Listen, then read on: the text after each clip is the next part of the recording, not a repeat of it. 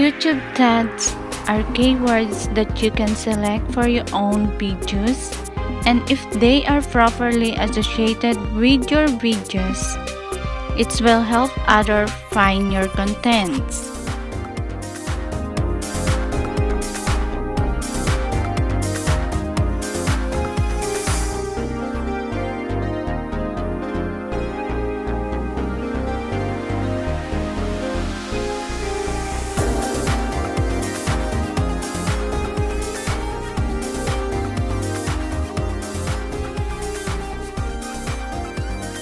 How to add tags on YouTube. Sa ngayon ay ituturo ko sa inyo kung paano maglagay ng add tag sa YouTube videos. Una po ay i-click natin ang ating Google Chrome. Ayan na po. At pupunta na po tayo. Type natin yung YouTube Studio.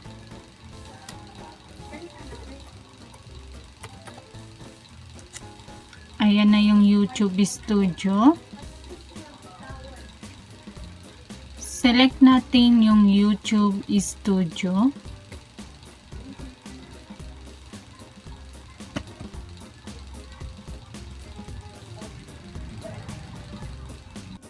Ngayon ay nasa channel dashboard na tayo ng YouTube Studio.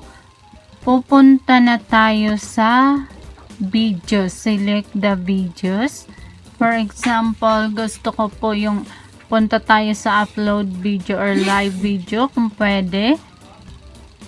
Pupunta po tayo ngayon sa details ng pinili kong video.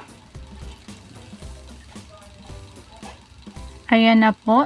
Tapos, pupunta tayo ngayon, i-scroll down natin. Pupunta tayo sa add tag. Ayan po yung add tag. Wala pa po siyang nakalagay. So, ang ano ko pa lang nakalagay, yung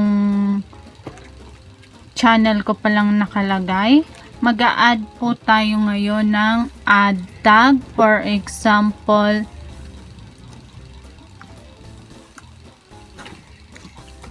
how does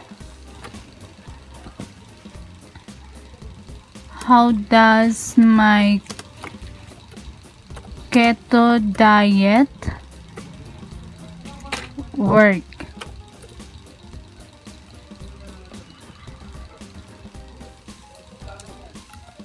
Then, enter lang po natin yan. Meron na po tayong add tag. Sunod po ay mag-isip pa po tayo ng ibang ilalagay natin.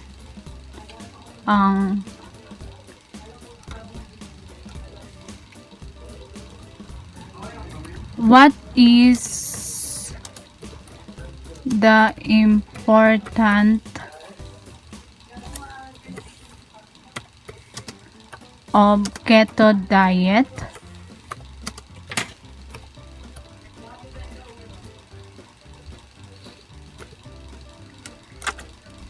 And then enter lang po natin. Sunod po ay pwede po sa Tagalog.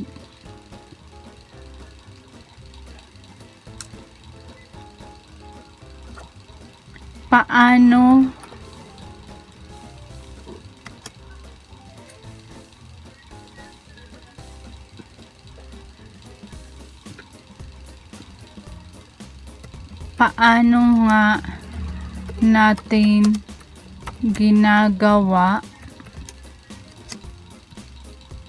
ang keto diet?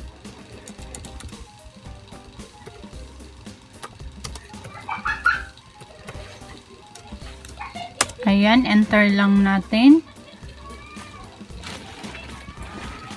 Ano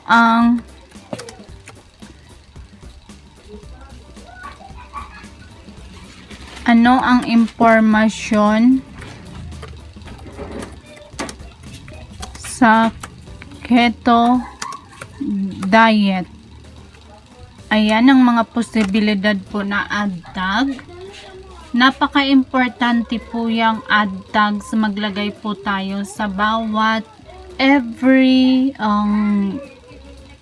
upload po natin na video, kasi po dagdag po yan sa ating revenue. So kailangan natin maglagay po niyan para kapag ang mga tao po kasi ay nagse-search po sa Google Chrome, so madali nilang mahanap yung video mo. For example, what is the importance of keto diet? Nag-search yung isang tao doon sa Google Chrome, and then lalabas yung video mo doon at mapapanood nila, at dagdag din yun sa iyong revenue kapag ikaw po ay isang monetized channel. Kaya napaka-importante po sa bawat video na maglagay po tayo ng ad tags para naman kapag yung mga tao ay nag-search sa Google Chrome ay madaling makita ang ating mga video. Ayan ang kahalagahan po ng ad tags sa ating mga video sa YouTube na ina-upload natin. So after nyong magawa po ito, isi-save nyo lang po yan guys. Ayan, i-save po natin. Ayan po, nakasave na po. Changes save. Nakasave po na yan. At pupunta na po, kasi po marami po ang mga tao, kung hindi po nila alam ay pumupunta sila sa Google para mag-search po doon, at doon po nila agad-agad makikita ang inyong mga video na in-upload para naman mapanood ng maraming tao. Ayan po, sana po ay may natutunan kayo sa aking tutorial for today. So click and like lang po, and then subscribe.